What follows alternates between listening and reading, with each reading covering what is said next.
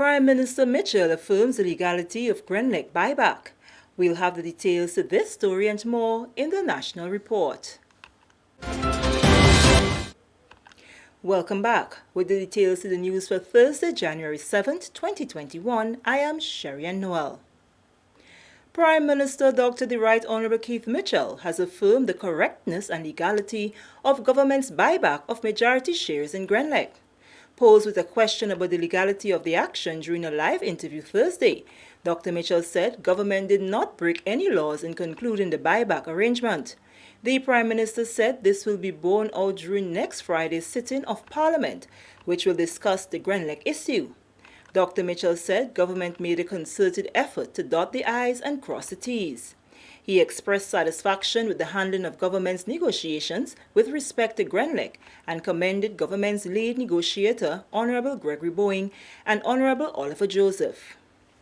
We'll be having a parliamentary session next week, Tuesday, in which, of course, we will be indicating, giving the nation certain details of that particular acquisition of those shares and the basis upon which it was done. It's unfortunate that the opposition, not even attempting to ask a question of those in authority, will talk about an illegal act.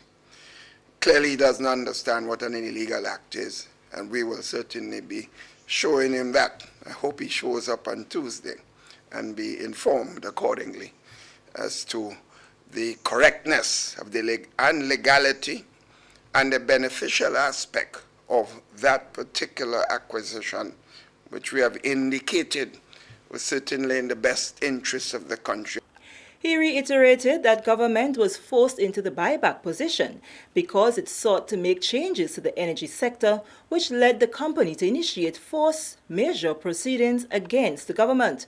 Dr. Mitchell is confident that reclaiming ownership of Grenlec will translate into significant benefits for electricity consumers and for stimulating greater activity in the manufacturing sector. It is more than this. Remember, fossil fuel is not seen as something that is being promoted in the international community. All countries are signing on to ensure that we reduce the whole carbon output in their country, which fossil fuel is a major contributor of. And under the conditions that we had in this particular arrangement, the country was not able to utilize the availability of alternative energy, which of course will bring in environmentally better policies of as the country's environment is concerned. The Prime Minister reaffirmed that government does not intend to maintain possession of the majority shares in Grenlec for any long period. Moving along, the Ministry of Health announces that Grenada has recorded one new case of COVID-19, bringing our current total of active cases to 4. The new case is imported a 48-year-old female who arrived in Grenada from the United States and proceeded directly to quarantine, where she was later diagnosed. Of the 4 current active cases, 2 are locals who are connected to the previously diagnosed cases on island, and 2 are imported. All positive cases and their contacts are in quarantine. In the last week, health officials have been able to clear most of the previously diagnosed cases connected to the cluster. Nevertheless, aggressive testing continues on both travelers and locals who have been identified as contacts for who have reported any type of symptoms similar to those of COVID-19. Grenada's 47th independence anniversary celebrations will be observed under a different structure this year, in keeping with the current health regulations and protocols. That's according to Cultural Minister Honourable Yolande Bain-Hosford. The almost month-long celebration period runs from January 17 to February 14 under the theme, Rebuilding Together a Safer, More Resilient Nation in These Challenging Times. Minister Bain-Hosford has pledged her ministry's support to the National Celebrations Committee as it endeavors to make this year's celebration a reality in the face of COVID-19. The Independence celebration has been our most prominent event over the years and has involved detailed planning and coordination to ensure that those activities are spectacular and impactful for all Grenadians. However, this year, as we prepare to commemorate the 47th year of independence, our approach for the celebrations will have to be different because of the COVID-19 pandemic and the protocols established. We are unable to have the splendor of these activities that we enjoy over the years, because times have changed. Chairman of the Celebrations Committee, John Williams, says most, if not all, of the events will be held virtually. Events in Carriacou from January 17th to 27th will include a church service, radio quiz, road relay, and tennis tournament. He outlined activities that will be held on the mainland. On February the 1st to the 6th, we are looking at our parish beautification. We have not moved away from that. And what we are doing for this year, we are asking parishes and constituencies to do something in line with what we have done in previous years. On the 5th, we are looking at the interministerial competition. We're still running with that. We have identified a number of committee members who will work alongside the ministries to give them a theme, so it wouldn't be just putting up, nicing up the place as you've done in the past, but there will be a theme, there will be a meaning to whatever array of decorations and beautification that you will be doing within your ministries. National Colors Day, we need something to make us all very happy and jolly, so that is on. If nothing else is on. And I know right now, because we've been in this for almost 10 months, 11 months, we're all familiar with the protocols. But we will be inviting and encouraging and all of the schools and all of the locations and all of the organizations business houses who are involved in previous years to please dress up. We want every one of us to dress up in our colors. The Independence Calypso competition will be held virtually on February 5th. The deadline for submission in the preliminary round is January 15th. Adrian Mark is the committee member responsible for the competition. He says 9 finalists will be announced on January 22nd to challenge the reigning monarch Sour Serpent. Calypsonians are asked to submit their songs on a CD or flash drive. This year we will be writing on the theme. Any songs outside of the theme would not be in competition.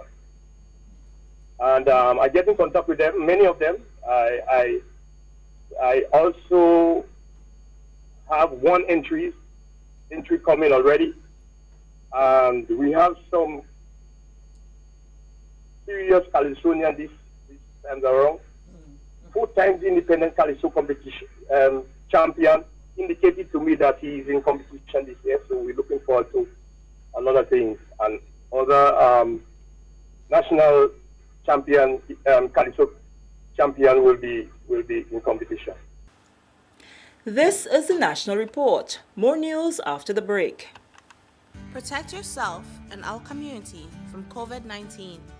Wash your hands frequently with soap and water for at least 20 seconds.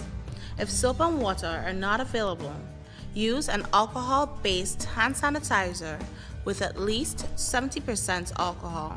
Use a tissue when blowing your nose, sneezing, or coughing. Immediately discard the tissue properly and wash or sanitize your hands. Avoid close contact with people who are sick. Let's do our part to ensure that each and every Grenadian remains healthy. To stay up to date, visit the Government of Grenada's webpage or the Ministry of Health's Facebook page. For more information, contact the Ministry of Health's hotline by calling 53-VIRUS. This has been a public service announcement brought to you by the Ministry of Health. Welcome back. China's new ambassador to Grenada, His Excellency Wei Hongshang, on Thursday paid a courtesy call to President of the Senate Chester Humphrey, Acting Clerk of Parliament Andrew Augustine, and other administrative parliament staff. President Humphrey welcomed and congratulated the ambassador on what is the beginning of his diplomatic undertaking in Grenada and expressed the hope that this will strengthen ties between both countries. China's profound relationship with Grenada share a wide-ranging friendship in many fields. President of the Senate and the Speaker of the House of Representatives convey our most profuse thanks to your government and people for all of the development assistance so generously given. Your principle of peace and development shall secure for all mankind a more prosperous and equitable world, and we salute your Belt and Road Initiative as the principal instrument for realizing that objective. The amount of developmental and fraternal assistance you have given our small country, particularly at a time of need during the pandemic, has singularly distinguished your country as a profound fraternal friend. During their meeting, His Excellency Wei Hongshan assured that he will spare no effort to strengthen the existing relationship. A ready-to-serve ambassador is elated that China continues to positively impact Grenada. I'm sure that these projects, this cooperation has made positive contribution to the social and economic development of Grenada and its people.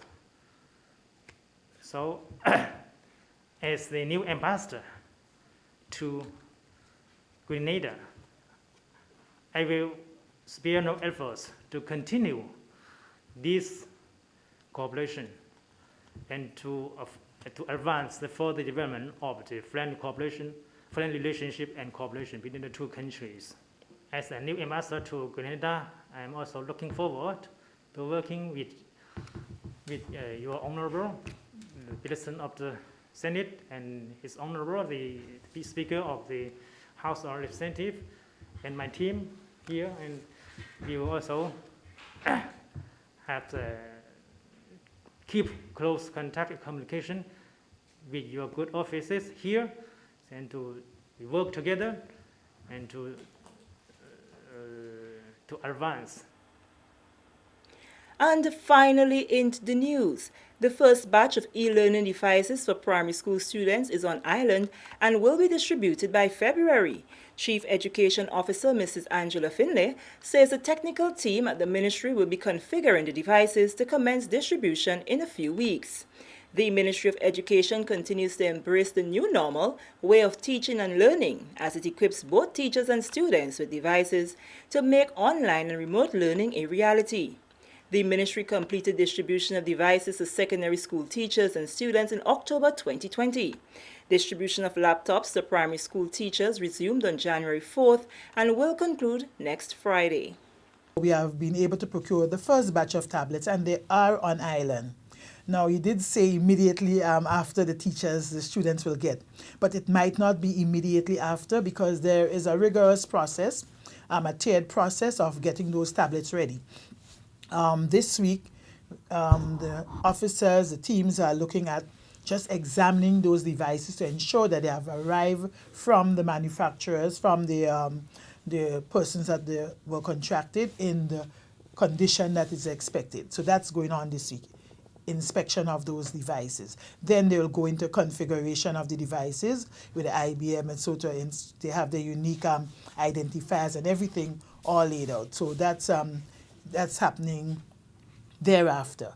So realistically, we do not see tablets in the hands of students before sometime in February, if all things go as planned. But the teachers, every teacher at the primary and pre-primary level should have in their possession by Friday the 15th, a laptop.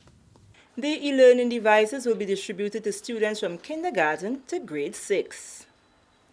And with that story, we come to the end of the National Report for Thursday, January 7th, 2021. On behalf of the entire news and production team, I am Sherian Noel, thanking you for viewing.